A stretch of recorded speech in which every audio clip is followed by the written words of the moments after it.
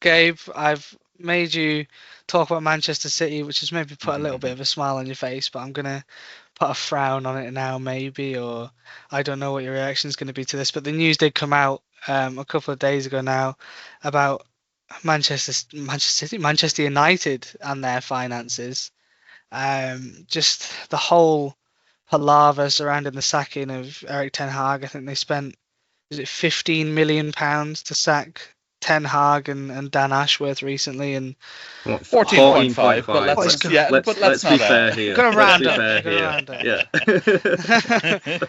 Yeah. What is going on? I mean, we know United aren't in the best situation. Obviously, not doing very well in the league.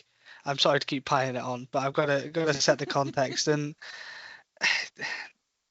I was speaking about it the other day with a couple of my mates, and you can promise all of these changes from Ratcliffe's perspective, but what from your perspective, what needs to change now? Because we've come up with all these hypothetical situations that could help United, and none of them seem to have either worked or taken into action. So, from your perspective now, what do Man United need to do starting tomorrow to try and fix this massive mess they're in? Honest answer, I don't know, because That's what I was expecting. I don't know what direction we're heading in, to be honest. I don't know if we're going to be able to spend money in the summer, so I'm not, from my point of view, I'm not sure if it's worth speculating on the measures that we could take to improve as a football club, to improve the on-field stuff. I'm really not sure, but what I can talk about is where the current regime has gone wrong. I'm not one of these people that's gonna shout and scream Ineos out. They're just as bad as the Glazers. I think it's very obvious that we're in this financial mess because of the Glazer ownership. But Ineos haven't really covered themselves in glory so far, I'd say, in their tenure. And I'm not talking about the spending money thing. I know we can't spend money. We're broke. But there's been some weird decisions from a football point of view, from a financial point of view. Obviously the Ten Hag situation. If we were going to get rid of him 2-3 months into the season, why did we not do it in the summer? And that has really cost us a whole transfer window. It's cost us the money that we paid to sack Ten Hag, and then we've brought in a manager with a completely different system. We have wingers playing in those 10 positions. We have fullbacks at wing back. We have centre backs who are used to playing in a back four, playing in a back three.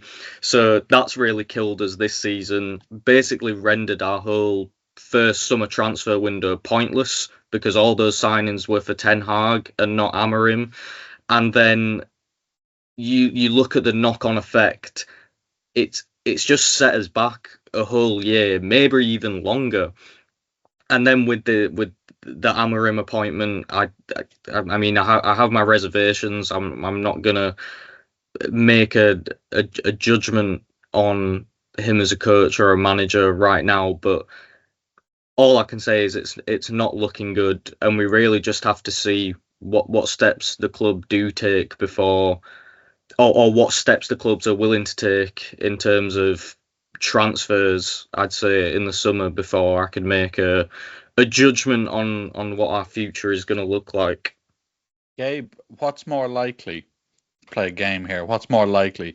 United win a major trophy in the next 5 years, or go into administration in the next 5 years? Does Not really a major fun game, trophy, can it? does the FA Cup count? And Okay, I'll give you Premier League, Champions League, and FA Cup. yeah, I think we'd shit house our way to an FA Cup, just like last season. But like I said, we don't know how bad the financial situation is, but the way it gets talked about is we're on the brink. And I know Jim Ratcliffe and Ineos as a whole are being sort of painted as these villains. That's the sort of narrative for making all these cost cutting measures. But Gabe, I, they're the ones who decided to keep Ten Hag at the end of last summer, so this is they have to bear some responsibility. For it. Oh yeah, no, 100%. I think Ineos do need to bear some responsibility. That I think that's what I was saying before, that they have made some major errors, especially this season. The keeping Ten Hag and then sacking Ten Hag. I was of the belief that if we were gonna stick with him in the summer, we'd have to ride it out for the rest of the season. I don't think it was worth going and getting Ruben Amorim, especially if Amorim was this high up on the list and he was available in the summer. Why would you not just get rid of Ten Hag and get Amorim in then? But at the same time, mistakes can be made, and I feel like we say we don't know why they kept Ten Hag in the summer. I think a lot of it was to do with Dan Ashworth, who's no longer part of our footballing operations anymore, and that cost money to get rid of him as well and get Dan Ashworth. But I do think Ineos need to be cut a bit of slack for these cost-cutting measures, because I think it's not their fault we're in this financial situation. Like, really, when we're looking at the decisions that they've made this season, albeit bad, I think it's a drop in the ocean compared to what the previous Glazer, or we're still in the Glazer regime, really have done to the football club. Yeah, I mean, just like.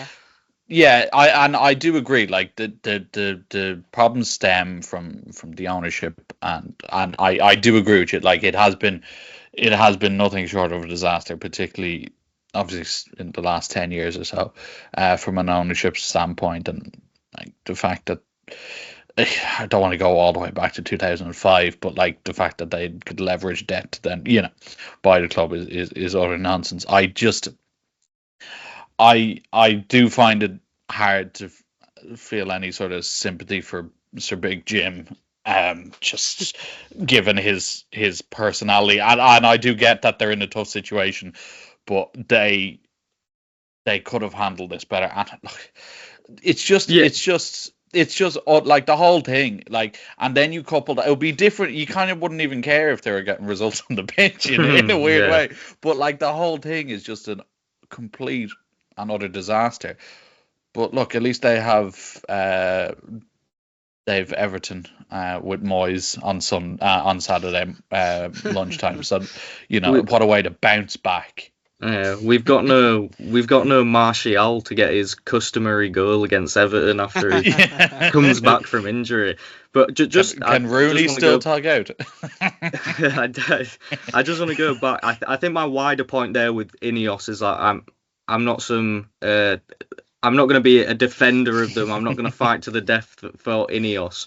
But I think my wider point there was, I don't think the decisions that they made are in bad faith. I think they genuinely do want to do well. They're just not doing a very good job at the moment. I think it's a lot of people are making the same judgment on Ineos as they would the Glazers, in terms of that they just want money and that they're not in this for footballing reasons. I do think they are in it to bring the club back to success, but I don't think they've done a great job of doing that so far. Well, I must admit, that's some of the best defending I've seen from a Man United perspective all season. To be fair. There it is. How dare you? Harry Maguire has been magnificent this season. How dare you? Look, if only there was some Qatari that's not actually a real person waiting in the wings to buy the club, who would have known if, what was his name again? The fake fella? Sheikh Jassim. Sheikh Jassim. Yeah, and Rio going, saying, this is the bit. Like, do you remember? Yeah. Like, people forget about that. Like, he wasn't a real person. No one had ever seen him. My dream would have been Rio Ferdinand, director of football. With yeah. I mean, look, we can only dream. you know. He'd be putting all the contracts on the table and letting people sign them. That's, He'd just be. that's what he'd be I doing. just wanted him to see him just shout Ballon d'Or at Rashford Oh, Christ. in a contract negotiation. Well, we can all dream, can't we? I suppose.